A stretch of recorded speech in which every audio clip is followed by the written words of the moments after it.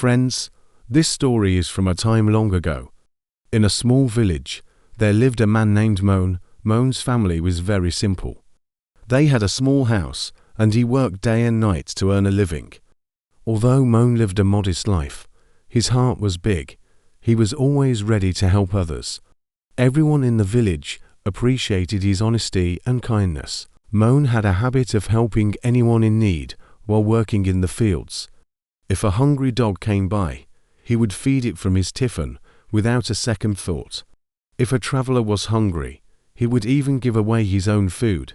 His wife Sunita was often upset by this. She would say, "Because of your generosity, our kitchen is always empty. You should think about yourself too." But Moan would smile and reply, "Sunita, a hungry stomach is the worst enemy. If we can help someone, why shouldn't we?" God sees everything. One afternoon, while Moan was resting at home, an old sage called out from the door. His voice was weak, as if he was very tired and hungry. Suna heard him, peeked through the window, and muttered, "Now he's here, too. Looks like the kitchen will be empty again." Moan ignored her words and walked toward the door. When he opened it, he saw the sage, thin, tired, his clothes dirty, and his face covered in sweat. Moan immediately invited him in. "Baba, please sit here. I'll bring you some water." He went inside, brought a lot of water, and offered it to the sage. The old man drank it slowly and let out a sigh of relief. A sense of peace appeared on his face. The sage said, "Son, I haven't eaten in 2 days. If you could offer some food, I'd be truly grateful." Moan ran to the kitchen.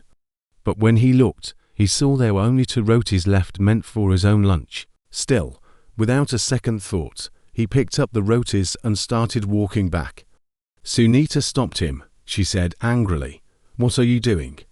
These rotis are for you. If you give these away, what will you eat? That sage can ask at someone else's house. But where will we go to beg?"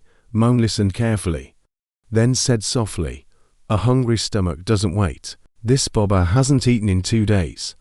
If we don't feed him, what will happen to him? God will make arrangements for us." Suna's voice was loud, and the sage heard everything, but he remained seated waiting quietly.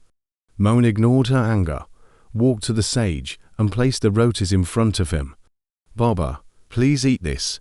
This is the best food we have in our home." The sage said nothing. He was so hungry that he ate silently. Then he drank water and sat in peace. After some time, when the sage stood up to leave, he called Moan to him.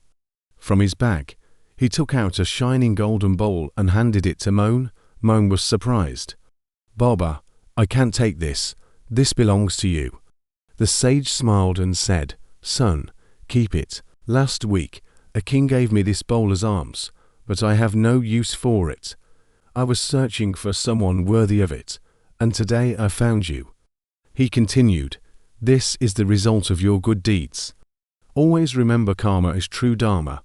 You helped without expecting anything in return. Keep doing good deeds.